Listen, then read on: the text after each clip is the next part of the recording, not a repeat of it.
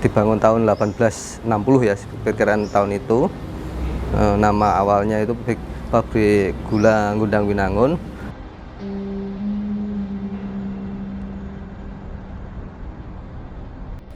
Tahun 53 itu kan sudah tidak ada Belanda, jadi sudah nasionalisasi, ya, tidak ada, sudah semua karyawan atau petinggi-petinggi PG itu sudah orang Indonesia semua.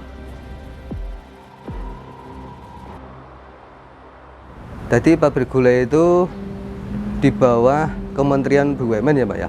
Itu dari komisaris ataupun dari direktur PTP Nusantara 9.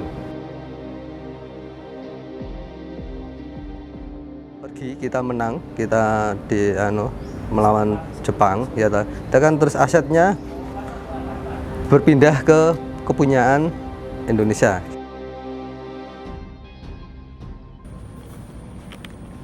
Waktu masih tanam paksa ya mereka tidurnya ya cuma Mbak, ya kayak di barak-barak seperti itu.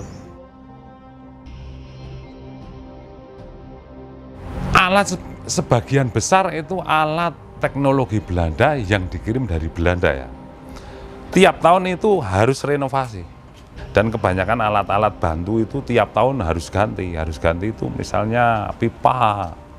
Itu tiap tahun harus bocor karena berhubungan dengan sulfur. Sulfur itu memakan korosi, itu pakai setahun aja pipa langsung habis kan, seperti itu.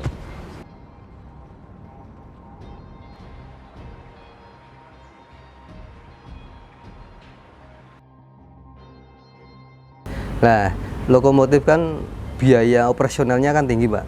Nah, untuk menutup biaya operasional yang tinggi dengan hasil pendapatan yang kurang mencukupkan harus berinovasi. Ya, istilahnya kalau sekarang itu inovasi ya, untuk meminimalisir pengeluaran. Karena untuk biaya untuk lokomotif itu kan terlalu tinggi banget. Sekarang beralih ke pakai angkutan truk.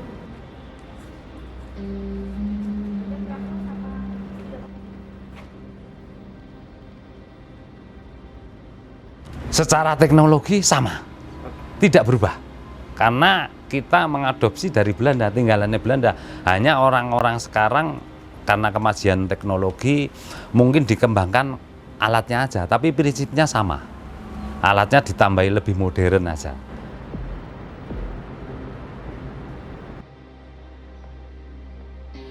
Kebanyakan yang bekerja di pabrik gula itu memang diprioritaskan orang-orang sekitar.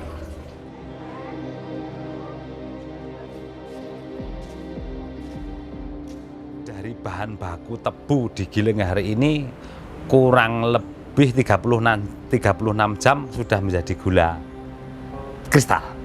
Itu kalau prosesnya lancar semua, itu nanti 36 jam sudah menjadi gula. Karyawan-karyawannya, jadi jago-jago masak itu memang kebanyakan dari etnis Chinese. Jadi memang Chinese itu ahli masak gula.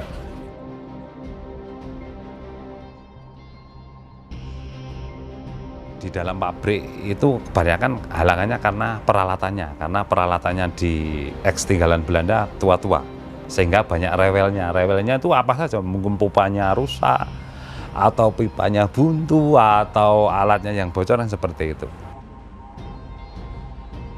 Ampas tebu itu untuk bahan bakar, menghidupkan ketel. Bahan bakarnya ampas itu. Nah, dia abunya itu terbang kemana-mana, akhirnya orang sekitar PG itu pada komplain karena kena dampak abu tadi.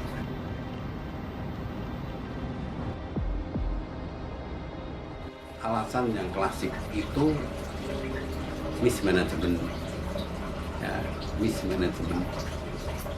Yang namanya BUMN seperti itu. Dua, kekurangan bahan baku. Sebab apa?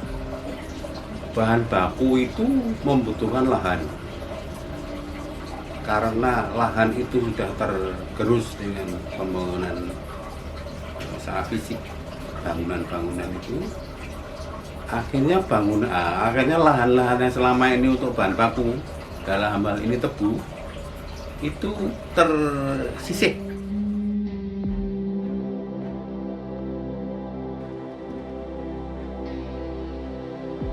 Istilahnya bukan korban, tapi kecelakaan kerja lah ya. Kecelakaan kerja itu ya mungkin salah satunya ya sudah udah nasibnya atau gimana, itu kan mesti kecelakaan kerja lah ya, ada, tapi itu semua ditanggung oleh perusahaan juga.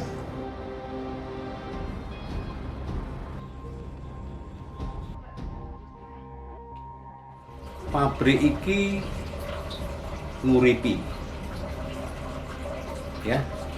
Pabrik iki nguripi tapi ora nyugi, itu